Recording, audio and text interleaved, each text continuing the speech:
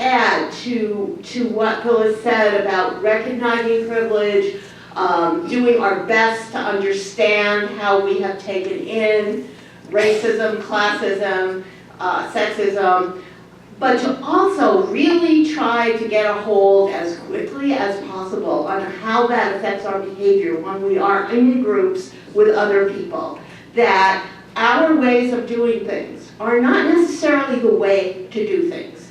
And that is big. That's really, really, really big. So it takes a lot of attention to understand that it's okay to go someplace, it's okay to sit down and be quiet and listen and figure out what's happening and not assume that if only these people know what I know, it would all be better. It's just a huge transformation in how we think and how we function, and I think we have to really go there.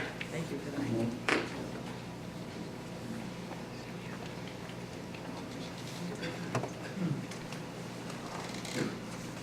This is really great, and thank you so much for what you said on radio today about guns versus butter and all that.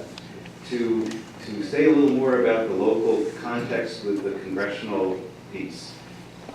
Syracuse, for almost 40 years, has had a very high rate of child poverty.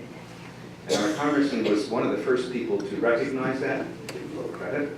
He said, we have a high rate of child poverty, but don't expect the federal government to do anything about it. He said that a few years ago.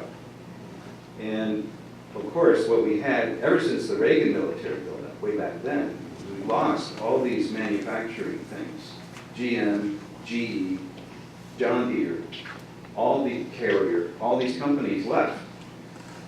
And that was an economic fact, as well as the fact that Lockheed Martin stayed and built up, thanks to a $4 million tax credit from the state. But what I wanted to ask you about is, there's a theory, talk about the war coming home. This high rate of child poverty is also a reason for adverse childhood experiences. You're familiar with that term. Trauma. Kids with trauma in their early upbringing.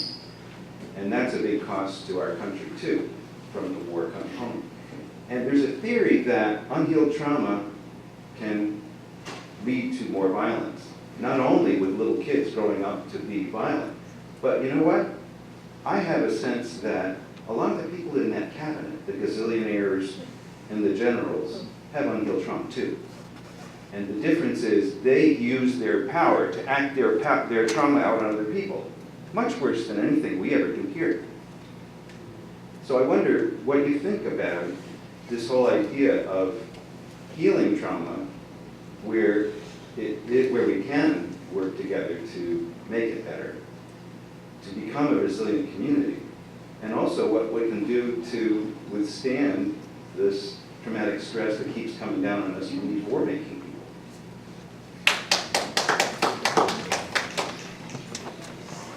Yeah, I don't know much about the traumas that may have affected people like Rex Tillerson. I'm not, I guess, that interested in it. I'm much more concerned about the children. Yeah.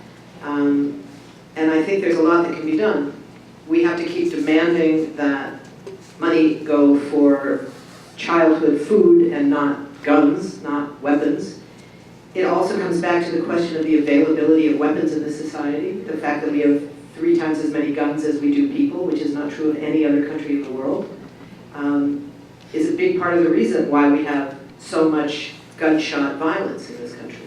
So we have, that's another huge challenge for us politically. We know how hard that one is. We know what a powerful opponent the NRA is in terms of money, political clout, all those things.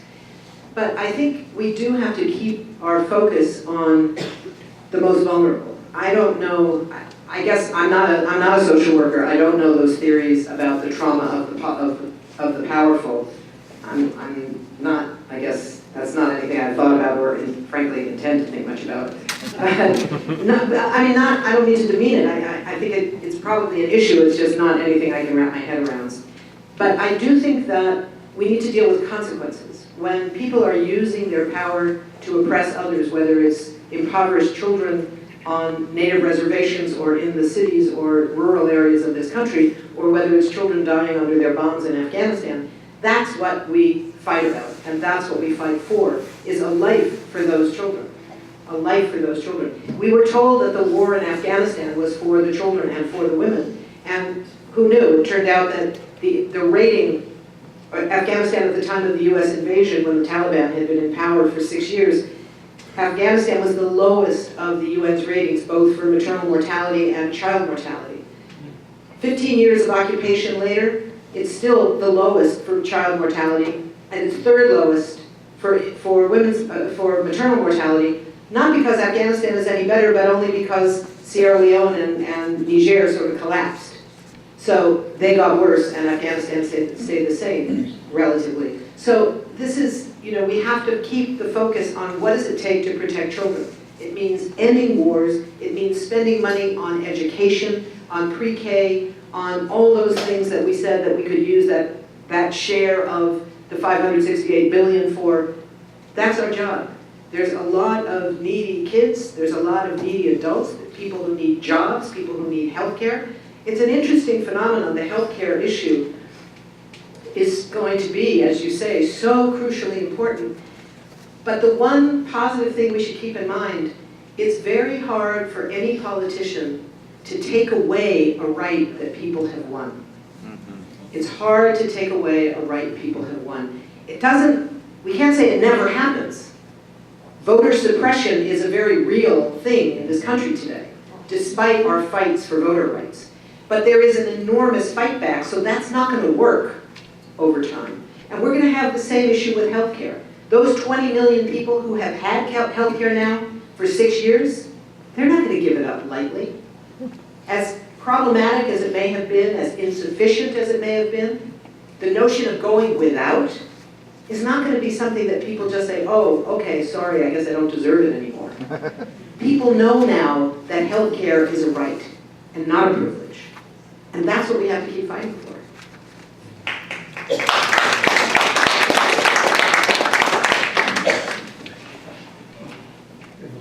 My question is going to be a little messy because it's messy in my head.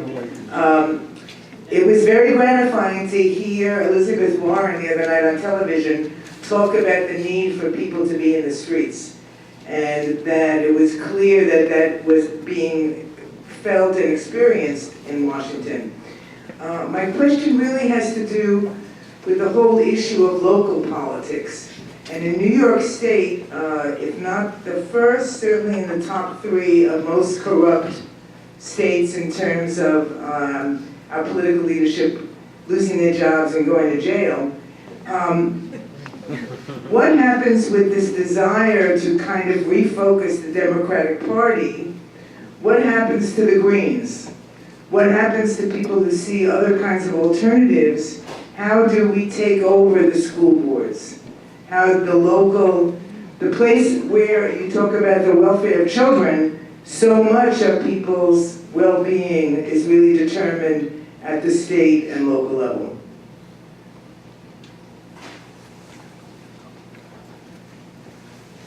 Yeah, that's a really critical question. It wasn't messy at all. I think that this question of engaging with local power is really crucial. And that means in the streets and in the suites and in the voting box. I'm a big supporter of voting.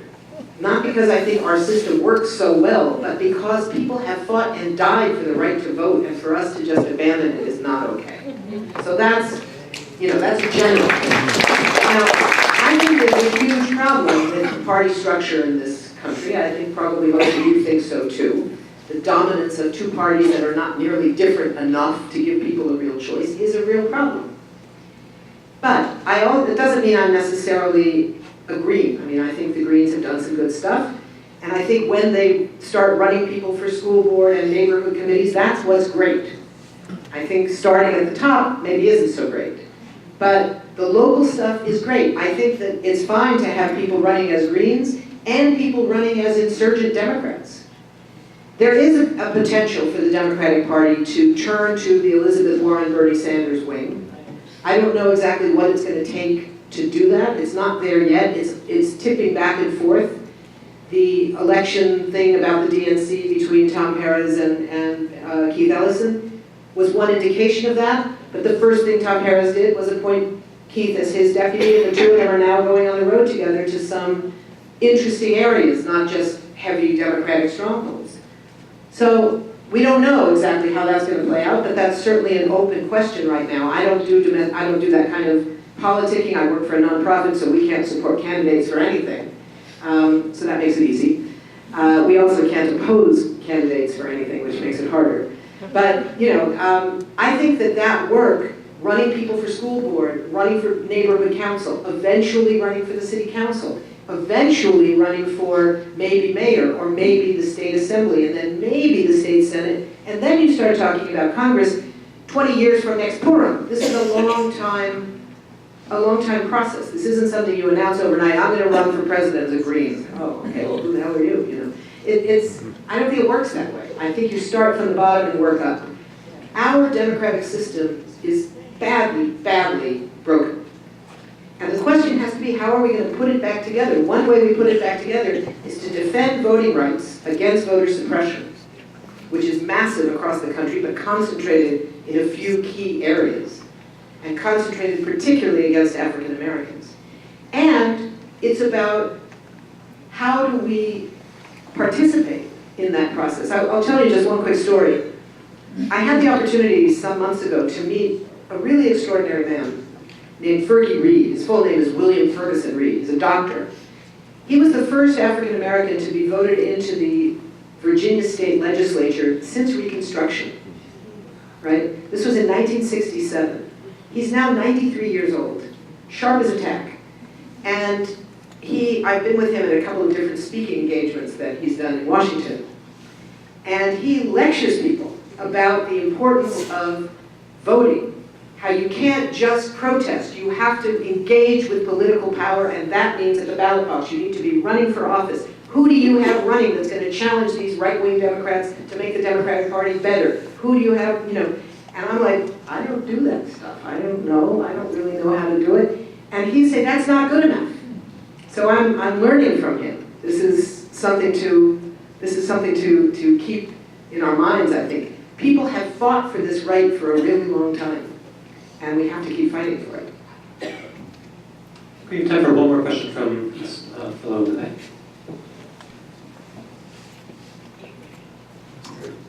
Doug Anderson, hi.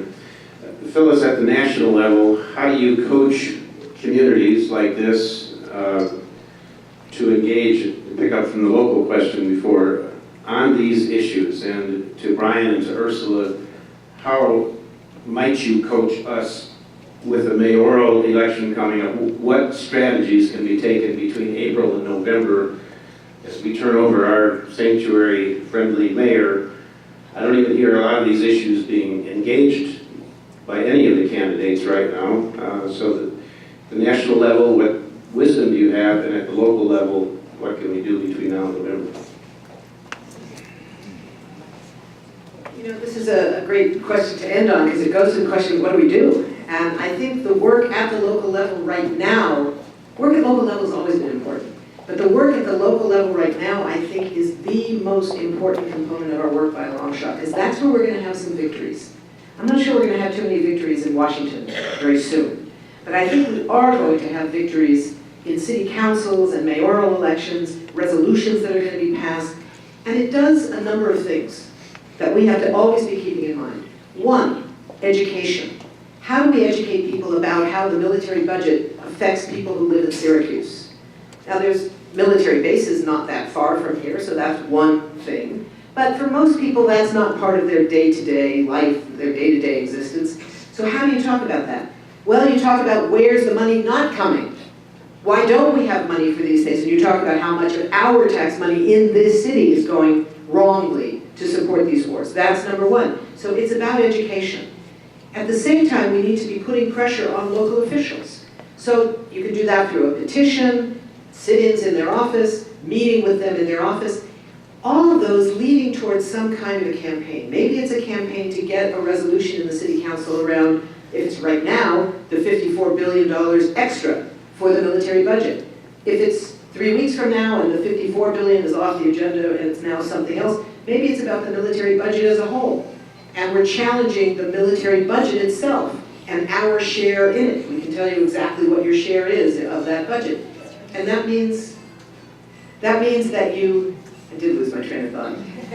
That means that you look at the question of education of the community itself while you're doing that campaign. So at the end of it, maybe you win, maybe you lose, but you've educated and mobilized and advocated for a whole new sector of the community that's feeling the pinch very directly. So there's that link between education and advocacy that comes with these campaigns. So I think that's, how we do it. In the first year of the Iraq War and into the second year, some of you will remember the Cities for Peace campaign. Syracuse, I think, was a city for peace at that time. Cities all across the country, big ones, little ones, small towns, big cities, that amounted to about 60% of the population of the country, either had mayor's proclamations or city council resolutions demanding that the troops not be sent, that the first responders not be deployed to Iraq, that the money be kept home. They were all different. They all asked for various versions of don't go to war. Or if it was after the war started, various versions of stop the war. Now, none of those resolutions, of course, control whether the troops come home or not. But all of those resolutions together played a huge role in showing the depth of opposition to the war that was building. Because remember, when that war started, it was quite popular. The opposition position was a small minority, and quickly it began to rise. The opposition began to rise, and through those Cities for Peace campaigns, we were able to show the world and show the administration at the White House that there was this widespread opposition. And we brought a bunch of these city council members to Washington at one point, and there was a big press conference, and the national press pretty much ignored it, but the local papers from all those cities who had a representative in Washington, which is pretty much all of them, they all covered it on the front page. And then when they marched, when these mayors and city council members marched from the press club over to the White House, carrying their big boxes of petitions, and pounded on the door of the guard post at the White House saying, we know we can't talk to the president, but we want to talk to someone. We are elected officials from across this country, and we have some petitions. And they said, we're not letting in your petitions. We don't take petitions. Goodbye, and shut the door in their face. The national press picked that up, because that was outrageous. And it showed the depth of disdain in the White House for local officials. And that was huge in helping to isolate that White House, that president. So it plays an enormous role. What happens in local areas plays a huge role in what happens in Washington. And it plays a huge role in stopping wars. And I'll remind you of just one thing as we close out. Many of you were probably in the streets on February 15th, 2003, the day the world said no to war. 14 million people around the country, 800 and some cities around the world, 250 plus cities across the United States, the biggest protest in the history of humanity. And yet, we didn't stop the war. And a lot of people said, oh my God, we failed. That giant demonstration, and we failed. We didn't fail. We may have not succeeded at stopping that war, which was the main goal, that's true. But when President Bush was considering going to war against Iran in 2007, one of the biggest reasons that he didn't was because of the protests of 2003. And another thing that happened was that the people who organized the protest in Cairo that day, who were kind of embarrassed that it wasn't that big, they decided we've got to do better. They were the same people who 8 years later decided that doing better meant overthrowing a dictator. And they organized Tahrir Square and overthrew a dictator. And to me, that protest was pretty damn successful. So I think we have to really redefine success very broadly. Everything we do at a local area affects the national and affects the world. We are all citizens of the world. Thank you.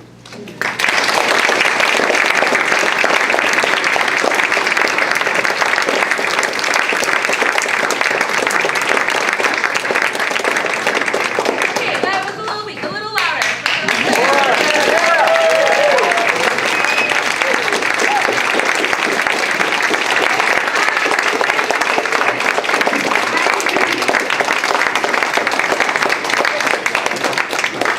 On your way out, be sure to visit one of the tables by the entrance. We have these really on books on ISIS and on the Palestinian-Israeli conflict.